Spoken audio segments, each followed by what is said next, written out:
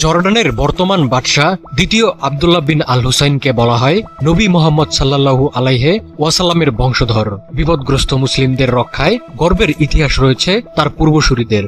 কিন্তু মধ্যপ্রাচ্যে আরেক মুসলিম দেশ ইরান যখন আক্রান্ত, তখন দ্বিতীয় আব্দুল্লাহর ভূমিকা রীতিমতো ধাক্কা খাওয়ার মতোই। সহযোগিতা তো দূরে থাক, আব্দুল্লাহ হাত মিলিয়েছেন শত্রুদের সাথে। ইরানের বাঁচা মরার লড়াইয়ে রীতিমতো গাদ্দারের ভূমিকায় অবতীর্ণ হয়েছেন জর্ডানের এই নেতা। আব্দুল্লাহর মতো আরেক বিশ্বাসঘাতক সিরিয়ার প্রেসিডেন্ট আল সারা পরোক্ষভাবে লড়ছেন ইসরায়েলের পক্ষে। আরবের এই দুই নেতার কর্মকাণ্ড নিয়ে এখন ফিসফাস বিশ্ব মুসলিমদের মনে।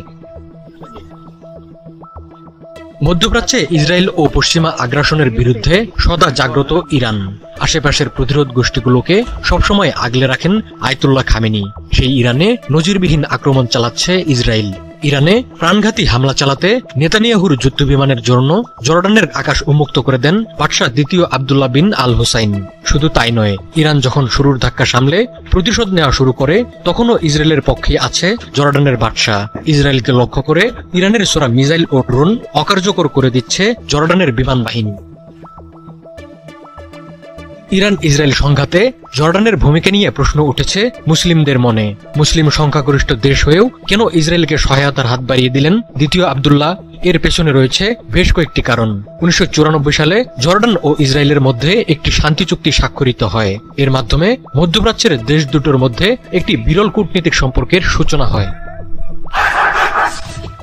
দেশটিতে রয়েছে মার্কিন সামরিক ঘাঁটি। মূলত নিরাপত্তা ও অর্থনৈতিক স্বার্থের জন্য নিজেকে আমেরিকা ইসরায়েলের কাছে বিকিয়ে দিয়েছে জর্ডান। দেশটির জনগণের একটি বড় অংশ ইসরায়েলি আগ্রাসনের বিরোধিতা করে।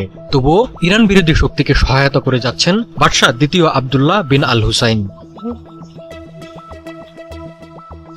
দ্বিতীয় আব্দুল্লাহর মতো সিরিয়ার প্রেসিডেন্ট আহমেদ আল সারাও ইরানে হামলার জন্য খুলে দিয়েছেন সিরিয়ার আকাশ। মুসলিম অধ্যুষিত দেশ হয়েও ইসরায়েলকে সহায়তার পেছনে রয়েছে দেশটির অভ্যন্তরীণ রাজনীতি। দীর্ঘদিনের গৃহযুদ্ধের পর 2024 সালের ডিসেম্বরে সিরিয়ায় বাশার আল আসাদ সরকারের পতন ঘটে। আসাদ সরকার ছিল ইরানের ঘনিষ্ঠ মিত্র। সিরিয়ায় গৃহযুদ্ধে আসাদকে সামরিক ও অর্থনৈতিক সহায়তা দিয়েছিল ইরান। আসাদ উচ্ছেদ অভিযানের শীর্ষ নেতা আহমেদ আল সারা দেশটির অন্তর্বর্তী সরকারের প্রেসিডেন্টের দায়িত্ব নেন। এখন পশ্চিমাদের আশীর্বাদ পেতে চাইছেন সারা। মধ্যপ্রাচ্য সফরে গিয়ে সারাকে কাছে টেনে নেন ডোনাল্ড ট্রাম্প।